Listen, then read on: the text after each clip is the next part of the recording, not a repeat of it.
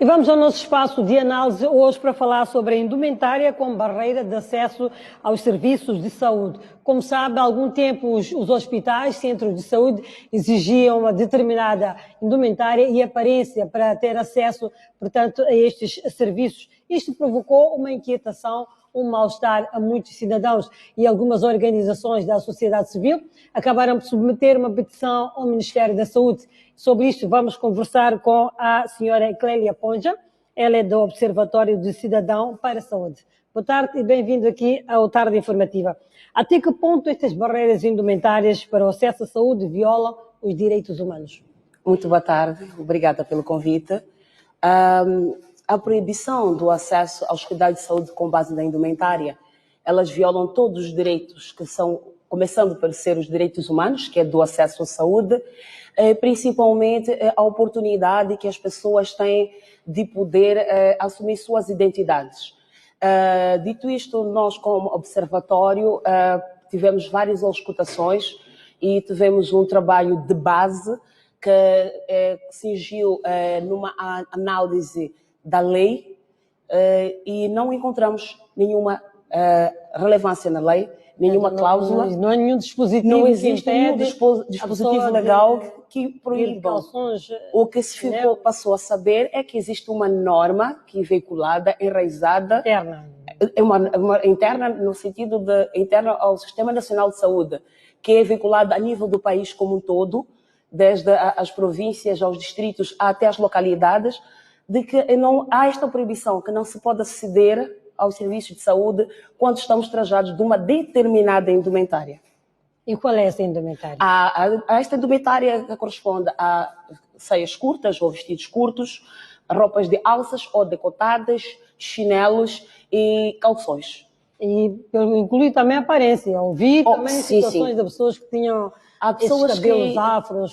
Que apresentam-se com dreadlocks ou até mesmo pessoas com uma orientação sexual diferenciada. Homens que se vestem de mulheres ou mulheres que se vestem de homens de acordo... de entrar. Exatamente, eram barrados à entrada. Isso chegou a criar um mal-estar a pessoas que passaram mal, tiveram relatórios, por exemplo, ou relatos de pessoas que passaram mal porque não tiveram acesso. Já, se a pessoa vai para lá é porque está com algum problema de saúde. Então, se a pessoa é barrada, isto pode criar também outros transtornos ou agravar o seu estado de saúde. Tiveram relatos desta natureza? Tivemos relatos gravíssimos desta natureza, até de uma mulher grávida que chegou ao centro de saúde para ser atendida, mas que não pôde fazer o pré-natal naquele dia porque ela não estava trajada de acordo com o que é considerado o traje adequado para aceder ao serviço de saúde. É sabido que para uma pessoa fazer o pré-natal tem que agendá-lo previamente pelas enchentes da demanda, da necessidade que se tem. E não só como estes relatos, tivemos muitos outros. Eu, como pessoa, também já acedi ao serviço de saúde e como utente, não me deixaram entrar. Mas por quê? Porque trazia uma blusa que tinha os ombros à mostra, como uma blusa, como agora que me faço trajar. E mandavam pôr Olha, a primeira opção é usar a capulana, porque há uma ideia enraizada de que toda mulher deve ou deveria se fazer portar de uma capulana na sua carteira para ocasiões de emergência. Nesta ocasião, o guarda perguntou: a senhora não tem capulana aí para tapar os ombros? Infelizmente, nem sempre me faço portadora de uma capulana, como neste momento não trago uma capulana. Então, não pude aceder aos serviços. Até chegar a elaborar uma petição, significa que houve antes outras tentativas de desbloquear essa situação. A vossa organização, aliada às outras que trabalharam neste caso, fizeram tentativas de ultrapassar isto sem que fosse necessária a petição? Certamente. Nós tivemos várias abordagens em eventos formais, até de forma informal, com quem de direito, no sentido de tentarmos fazer um lobbying para o banimento desta prática, mas sem muito sucesso. E não só foi o Observatório Cidadão para a Saúde, mas houveram outras organizações, como por exemplo a Wilson, o Fórum Mulher também, que não só se focaram neste aspecto da saúde, mas em todos os outros aspectos, não é? Em todas as outras instituições. Nós apenas nos focamos no setor da saúde, porque este é o nosso foco de cidadania, de dar voz a quem não tem voz. Então chegou-se a marcar um encontro com o Ministro da Saúde, chegou-se ou com o diretor nacional, houve esse tipo de passos até chegarmos à petição? Não, nesse sentido não, porque as anteriores abordagens não tinham surtido o efeito desejado. Existe a plataforma Plazoca, que é uma plataforma que funciona em organizações da sociedade civil, que funciona dentro do Ministério e ela representa as outras organizações não governamentais ou as organizações de ativistas, não é? Então, em estes fóruns já eram discutidas estas questões, mas nunca chegamos a bom porto. Então surgiu a necessidade de desenvolvermos uma atividade mais profunda que pudesse produzir evidências cabais, incontestáveis e, acima de tudo, que pudessem ter bases legais, porque percebemos que muitas vezes neste país, quando se vão falar de normas que estão institucionalizadas, é preciso que nos abalizemos de uma componente legal para que a mesma surta o devido efeito. Então foi elaborado um estudo, uma pesquisa de base, de raiz, que se foi analisar a proveniência desta medida e não conseguiu-se achar a sua confluência, a sua base legal. Não, este regulamento... Ele é contínuo, mas ninguém, nem os próprios profissionais da área da saúde, conseguem indicar aonde está a base do mesmo. Então, conta-nos dos passos que foram dados, que culminaram com esta petição e com esta decisão do próprio Ministro da Saúde. Tivemos pesquisas de campo que aconteceram ao nível do país, que nós trabalhamos com associações comunitárias de base, foram feitas 2 mesas redondas e foi feita uma consultoria jurídica que nos pudesse produzir um documento de matérias de legalidade. Posto estas oficinas, houve a escutação entre grupos-chave da sociedade civil e depois foi redigida uma petição que foi submetida ao Ministro da Saúde no final do mês de julho do presente ano. E a decisão, pelo menos, saiu... Olha, para o bem-estar da nação, a petição foi muito bem aceita e devo parabenizar desde já ao Ministro Tiago, porque ele foi extremamente eloquente e muito diplomático na atitude tomada, o que veio a beneficiar a todos. E hoje o Observatório do Cidadão partilhou, esteve com os outros parceiros para fazer esta partilha. O que aconteceu de facto? Este foi um encontro que nós decidimos fazê-lo em 2 partes. A partilha dos resultados da submissão da petição, ela vai ser feita, neste caso, em 2 módulos. Primeiro, nós encontramos o grupo-alvo, que era aquele grupo das pessoas que são mais vulneráveis, aquelas que são diretamente atingidas, que é o grupo de mulheres, jovens, igualmente os grupos LGBTs. Então, nós preferimos, neste fórum mais reservado, discutir as questões pertinentes que afetavam diretamente estes grupos, de modo a montarmos uma estratégia de ação que possa, neste caso, seguir não só a implementação, mas a monitoria desta atividade, ou melhor, da implementação desta nova norma. Numa segunda fase, será feita uma partilha já com um público mais alargado, justamente para explicarmos passo a passo como é que nós trilhamos até que chegássemos à fase da petição. Porque esta é a primeira etapa.